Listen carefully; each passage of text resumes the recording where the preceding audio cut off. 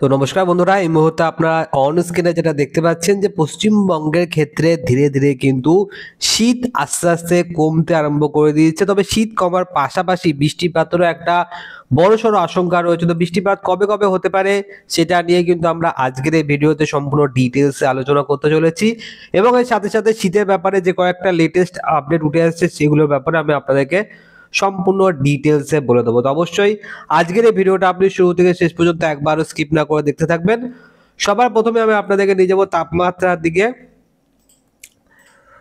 তো এই মুহূর্তে আপনারা যেটা দেখতে পাচ্ছেন, আমরা এই মুহূর্তে তাপমাত্রা মোডে চলে এসেছি, এবং তাপমাত্রা মোডে যদি আমরা আগামী কালকের দিনকে কথা বলি, তো দেখুন আগামী কালকের দিনের ক্ষেত্রে এই জায়গাটার ক্ষেত্রে যদি আমরা আসি 4টের সময়, তো দেখতে পাচ্ছেন যে কলকাতার ক্ষেত্রে 14 থেকে 15 ডিগ্রির কাছাকাছি তাপমাত্রা রয়েছে। নদিয়ার ক্ষেত্রে কিন্তু 11 থেকে 12 ডিগ্রির কাছাকাছি তাপমাত্রা রয়েছে।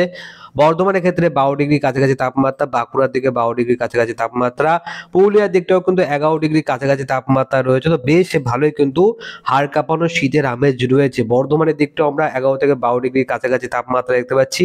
নদিয়ার দিকগুলোর ক্ষেত্রে 11 থেকে 12 ডিগ্রির কাছাকাছি তাপমাত্রা রয়েছে, এবং কলকাতার ক্ষেত্রে এখানেও কিন্তু 13 ডিগ্রির কাছাকাছি তাপমাত্রা রয়েছে। অন্যদিকে ঢাকার ক্ষেত্রে যদি আপনারা বাংলাদেশের দিকে তাকান, তো বাংলাদেশের ক্ষেত্রে দেখতে পাবেন যে ঢাকা, কুমিল্লা, বরিশাল এবং কালাপাড়া এই সমস্ত এলাকাগুলোর ক্ষেত্রে কিন্তু মোটামুটি ভাবে 13 ডিগ্রির কাছাকাছি তাপমাত্রা রয়েছে। চিটাগংয়ের ক্ষেত্রে কিন্তু 14 ডিগ্রির কাছাকাছি তাপমাত্রা রয়েছে। মহেশখালের দিকটাও কিন্তু 17 ডিগ্রির কাছাকাছি তাপমাত্রা রয়েছে। এবং আমরা যদি এখানে একটুখানি আলিপুরদুয়ার এলাকাগুলোর ক্ষেত্রে যাই, সেখানে দেখতে পাবেন যে 12 ডিগ্রির কাছাকাছি তাপমাত্রা রয়েছে। এখানেও কিন্তু প্রায় 12 ডিগ্রির কাছাকাছি তাপমাত্রা রয়েছে। দার্জিলিং এর ক্ষেত্রে কিন্তু 8 ডিগ্রির কাছাকাছি তাপমাত্রা আগামী কালকের দিনকে ক্ষেত্রে লক্ষ্য করা যাবে। এছাড়া যদি আমরা এখানটায় একটু নজর রাখি, আমরা একটু বৃষ্টিপাতের দিকে, তো বজ্রবিদ্যুৎ সহ বৃষ্টিপাতের মোডে চলে আসলাম, এবং বজ্রবিদ্যুৎ সহ বৃষ্টিপাতের মোডে আমি এই মুহূর্তে ধীরে ধীরে ট্র্যাকটাকে চালিয়ে দিয়ে এখানটায় আমরা দেখবো যে কবে বৃষ্টিপাতের সম্ভাবনা রয়েছে। তো দেখুন আমরা ট্র্যাকটাকে পুরোপুরিভাবে চালিয়ে দিয়েছি, এবং ট্র্যাকটাকে চালিয়ে দেওয়ার থেকে বড় কথা আমরা চলে যাবো আজ একবারে বৃষ্টিপাতের পরিমাণ মোডে। বৃষ্টিপাতের পরিমাণ মোডে যখন আমরা যাচ্ছি, তখন বন্ধুরা দেখতে পাচ্ছেন যে দক্ষিণবঙ্গের ক্ষেত্রে বৃষ্টিপাতের সম্ভাবনা রয়েছে। দেখতে পাচ্ছেন বন্ধুরা, এই উলুবেড়িয়া, কোলাঘাট এই সমস্ত এলাকাগুলোর ক্ষেত্রে বৃষ্টিপাত একটা আসতে চলেছে আগামী 8টা দিনের মধ্যে। বারুইপুরের দিকগুলোর ক্ষেত্রেও কিন্তু বৃষ্টিপাতের সম্ভাবনা রয়েছে। জয়নগর, মাঝিপুরের দিকগুলোর ক্ষেত্রে, গোসাবার দিকগুলোর ক্ষেত্রে বৃষ্টিপাতের সম্ভাবনা থাকবে। হলদিবাড়ির দিকগুলোর ক্ষেত্রে, নামখানা এবং পাশের গঞ্জ এলাকাগুলোর ক্ষেত্রে বৃষ্টিপাতের সম্ভাবনা রয়েছে। এছাড়াও আমরা বরিশাল, কালাপাড়া এই সমস্ত এলাকাগুলোর ক্ষেত্রে আমরা বৃষ্টিপাত দেখতে পাচ্ছি। কুমিল্লার দিকগুলোর ক্ষেত্রে আমরা বৃষ্টিপাত দেখতে পেয়েছি। এছাড়াও সেনবাগ এলাকাগুলোর ক্ষেত্রে আমরা বৃষ্টিপাত মোটামুটিভাবে ভালোই দেখতে পাচ্ছি। এছাড়া আমরা যদি ফটিকছড়ি উপজেলার কথা বলি, মানিকছড়ির কথা বলি, সেখানেও কিন্তু বৃষ্টিপাতের সম্ভাবনা থাকবে। মোটামুটিভাবে কিন্তু হালকা থেকে মাঝারি বৃষ্টিপাতের সম্ভাবনা থাকবে। হাটহাজারীর দিকগুলোর ক্ষেত্রেও বৃষ্টিপাতের সম্ভাবনা রয়েছে। চিটাগং এলাকাগুলোর ক্ষেত্রেও বৃষ্টিপাতের সম্ভাবনা থাকবে। রাজস্থলী, বিলাইছড়ি, রাঙামাটি এই সমস্ত এলাকাগুলোর ক্ষেত্রেও কিন্তু 5 মিলিমিটারের কাছাকাছি এরকম বৃষ্টিপাতের সম্ভাবনা রয়েছে।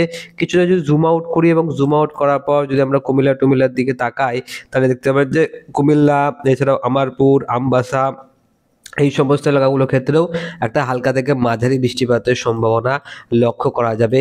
অন্যদিকে যদি আমরা উত্তরবঙ্গের কথা বলি, উত্তরবঙ্গের ক্ষেত্রেও দার্জিলিং এর আশেপাশের দিকগুলোর ক্ষেত্রে কিন্তু বেশ ভালোই ভারী বৃষ্টিপাতের সম্ভাবনা রয়েছে। এই সরিয়াং এলাকাগুলোর ক্ষেত্রে কিন্তু 91 মিলিমিটারের কাছাকাছি বৃষ্টিপাতের সম্ভাবনা থাকবে। ভয়ঙ্কর ভারী বৃষ্টিপাত দার্জিলিং এর দিকটাও কিন্তু হতে চলেছে। বিশেষ করে উত্তরবঙ্গের ক্ষেত্রে ব্যাপক আকারে ভারী বৃষ্টিপাতের সম্ভাবনা লক্ষ্য করা যাবে আগামী 8টা দিনের মধ্যে। কবে বৃষ্টিপাতের সম্ভাবনা হবে, একদম ঠিক এক্স্যাক্টলি কবে বৃষ্টিপাতের সম্ভাবনা হবে সেটা জানার জন্য আমরা এই মুহূর্তে চলে আসলাম বজ্রবিদ্যুৎ সহ বৃষ্টিপাতের মোডে, এবং এখান থেকে আমরা ট্র্যাকটাকে একটু ফাস্ট ফরওয়ার্ড করে দেবো, এবং এখানে কিন্তু ধরা পড়ে যাবে যে কবে বৃষ্টিপাতের সম্ভাবনা রয়েছে। এবং বৃষ্টিপাতের সম্ভাবনা এই মুহূর্তে কেন বেড়ে গেল, এটা কিন্তু একটা বড় প্রশ্ন, যে বৃষ্টিপাতের সম্ভাবনা হঠাৎ করে কেন বেড়ে যাচ্ছে। তো বৃষ্টিপাতের সম্ভাবনা বাড়ার পেছনে একটাই কারণ লুকিয়ে আছে, যে এই মুহূর্তে দাঁড়িয়ে বঙ্গোপসাগরের ক্ষেত্রে একটা ঘূর্ণাবর্ত সৃষ্টি হতে চলেছে। যেই ঘূর্ণাবর্তের হাত ধরেই বৃষ্টিপাতের সম্ভাবনা বাড়তে চলেছে। আপনারা ঠিকই শুনেছেন, বৃষ্টিপাতের সম্ভাবনা কিন্তু ধীরে ধীরে বাড়বে, কারণ এই এলাকাগুলোর ক্ষেত্রে একটা ঘূর্ণাবর্ত সৃষ্টি হয়েছে, বঙ্গোপসাগরের ক্ষেত্রে একটা ঘূর্ণাবর্ত সৃষ্টি হয়েছে এবং এই ঘূর্ণাবর্তের জেরেই দক্ষিণবঙ্গের ক্ষেত্রে একটা হালকা বৃষ্টিপাতের আমেজ সৃষ্টি হয়েছে।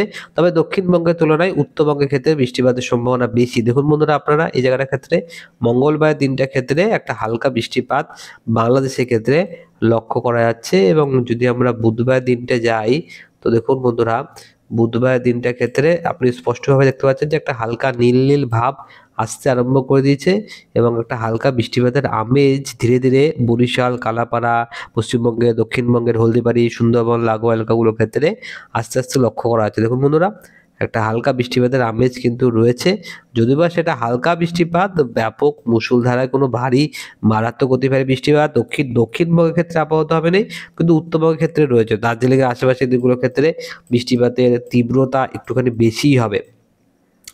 দেখতে পাচ্ছেন শুক্রবার 31 তারিখ দিনের ক্ষেত্রে বারুইপুর, কলকাতা আশেপাশের দিকগুলোর ক্ষেত্রে দেখতে পাচ্ছেন কলকাতার দিকগুলোর ক্ষেত্রে একটা হালকা বৃষ্টিপাতের সম্ভাবনা রয়েছে এবং বৃষ্টিপাত হলে কি হবে, তাপমাত্রাটা বেড়ে যাবে। তো বৃষ্টিপাত হোক বা না হোক, তাপমাত্রা বাড়ার একটা যে বড়সড় চান্স রয়েছে ফেব্রুয়ারি মাসের শুরুতেই, যে একটা বৃষ্টিপাতের আসার ফলে তাপমাত্রা যে বাড়তে চলেছে, এটা কিন্তু আপনারা খুব ভালো করে বুঝতে পারছেন। তো সেই দিক থেকে দেখতে গেলে আমি আপনাদেরকে বলতে পারি যে বৃষ্টিপাতের সম্ভাবনা আস্তে আস্তে এই মুহূর্তে কিছুটা বাড়বে, তবে অত বেশি অতিরিক্ত ভয়ঙ্কর তুমুল মুষলধারায় ভারী থেকে অতি ভারী বৃষ্টিপাত সেটা আপাতত হবে দক্ষিণবঙ্গের ক্ষেত্রে হচ্ছে না, তবে উত্তরবঙ্গের ক্ষেত্রে কিছুটা বৃষ্টিপাতের সম্ভাবনা রয়েছে, ভারী বৃষ্টিপাতেরই সম্ভাবনা রয়েছে।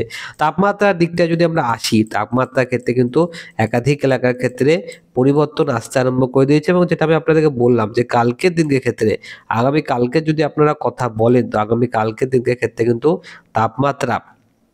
তাপমাত্রা কিছুটা কমই থাকবে, 11 থেকে 12 ডিগ্রি কাছাকাছি তাপমাত্রা থাকবে। মঙ্গলবার দিনটা আমরা চলে আসলাম, মঙ্গলবার দিনকে ক্ষেত্রেও কিন্তু 12 থেকে 13 ডিগ্রির মধ্যেই তাপমাত্রা ঘোরাফেরা করবে। এই তাপমাত্রার মোড়েই কিন্তু আমরা এই মুহূর্তে রয়েছে। তো তাপমাত্রার ক্ষেত্রে আস্তে আস্তে কিন্তু ধীরে ধীরে তাপমাত্রা কমছে, এই মুহূর্তে তাপমাত্রা কিন্তু কমছে, তবে আবারও পরে বাড়বে। দেখুন আপনারা, বৃহস্পতিবার আমরা চলে আসলাম 23 তারিখ দিনকে ক্ষেত্রে 14 ডিগ্রি কাছাকাছি তাপমাত্রা রয়েছে। এবং যদি আমরা চলে যাই শুক্রবার দিনের ক্ষেত্রে, দেখুন তাপমাত্রা একটু করে বেড়ে গেল, কলকাতার ক্ষেত্রে সর্বনিম্ন তাপমাত্রা 17 ডিগ্রি হয়ে যাবে। এবং তারপরে দেখতে পাচ্ছেন শনিবার 25 তারিখের দিনকে ক্ষেত্রে তাপমাত্রা আরও কিছুটা বেড়ে যাবে, কলকাতার সর্বনিম্ন তাপমাত্রা 19 ডিগ্রি হয়ে গেল। এবং রবিবার দিনকে ক্ষেত্রে কিন্তু কলকাতার সর্বনিম্ন তাপমাত্রা আরও একটুখানি কমে গিয়ে এখানটা কিন্তু আমরা দেখতে পাচ্ছি সামনের রবিবার দিনকে ক্ষেত্রে 11 থেকে 12 ডিগ্রির মধ্যেই ঘোরাফেরা করবে। কলকাতার ক্ষেত্রে কিন্তু গরম গরম ভাবটা একটু বেশিই রয়েছে। দেখুন আপনারা এখানটাই চলে আসলাম আমরা এখানটায় সোমবার দিনকে ক্ষেত্রে, সোমবারের ক্ষেত্রে সামনের সোমবার, তারপরের সোমবার, সামনের সোমবার কালকে সোমবার 20 তারিখ, তারপরের সোমবার 27 তারিখ। তো পরের সোমবারের ক্ষেত্রে তাপমাত্রা কিন্তু অনেকটাই কমই রয়েছে, 10-11 ডিগ্রি কাছাকাছি তাপমাত্রা রয়েছে। কলকাতার ক্ষেত্রে 15 ডিগ্রি তাপমাত্রা। কলকাতার ক্ষেত্রে গরম ভাবটা বেশি থাকে এই কারণে যে যেহেতু কলকাতাটা সমুদ্রর কাছাকাছি রয়েছে, অর্থাৎ কলকাতা থেকে দীঘার দূরত্ব তো কম, তাই না, যার কারণে কিন্তু বলতে পারেন যে কলকাতার ক্ষেত্রে টেম্পারেচারটা গরমের সময় গরমটাও বেশি থাকে, শীতের সময় শীতটা কিন্তু কম থাকে সেই আন্দাজে। দেখুন আপনারা এখানটায় এই জায়গাটার ক্ষেত্রে যদি দেখেন ভালো করে দেখতে পাবেন একটা বড়সড় গ্যাপ রয়েছে তাপমাত্রা একটা বড়সড় গ্যাপ দেখতে পাচ্ছেন যে কলকাতার ক্ষেত্রে 19 ডিগ্রি তাপমাত্রা রয়েছে, কিন্তু কাটোয়ার ক্ষেত্রে কিন্তু 10 ডিগ্রি তাপমাত্রা রয়েছে, অর্থাৎ 9 ডিগ্রি -9 ডিগ্রি তাপমাত্রা কিন্তু কম রয়েছে। আপনি বুঝতে পারছেন যে কত বড় ডিফারেন্স রয়েছে। পুরুলিয়ার ক্ষেত্রে 10 ডিগ্রি তাপমাত্রা রয়েছে, কলকাতার ক্ষেত্রে 19 ডিগ্রি, প্রায় কিন্তু 9 ডিগ্রি তাপমাত্রা পার্থক্য রয়েছে। পুরুলিয়া, বাঁকুড়া, বর্ধমান, নদিয়ার ক্ষেত্রে কিন্তু ব্যাপক ঠান্ডা পড়বে, কিন্তু অন্যদিকে কলকাতার ক্ষেত্রে গরম ভাবটা বেশি, 18 ডিগ্রি 19 ডিগ্রি তাপমাত্রা, কোথাও কোথাও 20 ডিগ্রি তাপমাত্রাও হয়ে যাবে। দেখুন এই দীঘা, মন্দারমণির দিকগুলোর ক্ষেত্রে 20 ডিগ্রি তাপমাত্রা, গঙ্গাসাগরের ক্ষেত্রে তো আরও বেশি 22 ডিগ্রি তাপমাত্রা। আপনারা তার মানে বুঝতে পারছেন যে তাপমাত্রা কিন্তু একটা তারতম্য পার্থক্য রয়েছে। কলকাতার ক্ষেত্রে কিন্তু গরম ভাবটা একটু বেশিই থাকবে, কলকাতার ক্ষেত্রে হাড় কাঁপুনি শীতের আমেজ কম। দেখুন আপনারা বৃহস্পতিবার 30 তারিখ দিনকে চলে আসলাম, এখানে 20 ডিগ্রি আর এখানে 14 ডিগ্রি কাছাকাছি তাপমাত্রা রয়েছে। পুরুলিয়ার ক্ষেত্রে তো 11 ডিগ্রি তাপমাত্রা রয়েছে। তো 20 ডিগ্রি 11 ডিগ্রির মধ্যে সেই 9 ডিগ্রি তাপমাত্রা পার্থক্য রয়েছে। তো আপনি বুঝতে পারছেন যে ধীরে ধীরে কিন্তু তাপমাত্রার পার্থক্য রয়েছে। তবে যেহেতু এটা উপকূলবর্তী এলাকার কাছাকাছি রয়েছে, যার কারণে কিন্তু কলকাতার ক্ষেত্রে গরম ভাবটা অনেকটাই বেশি রয়েছে। তো আপনারা অবশ্যই কমেন্ট বক্সে লিখে জানাবেন যে আপনার এলাকাতে শহরের তাপমাত্রা আপনি কত ডিগ্রি দেখতে পেয়েছেন এবং এই মুহূর্তে কিরকম তাপমাত্রার পারদ রয়েছে, অবশ্যই সেটাও আপনারা লিখতে পারেন। এবং বৃষ্টিপাতের সম্বন্ধে আমি আপনাদেরকে আজকের এই ভিডিওতে সম্পূর্ণটা কিন্তু লেটেস্ট আপডেট দিয়ে দিচ্ছি। কাজেই আজকের এই ভিডিওটা ভালো লেগে থাকলে ভিডিওটাকে একটা লাইক করে দেবেন। কমেন্ট বক্সে অবশ্যই আপনি আপনার জেলার নামটা লিখতে ভুলবেন না। আপনাকে অসংখ্য ধন্যবাদ এই ভিডিওটা শুরু থেকে শেষ পর্যন্ত দেখার জন্য।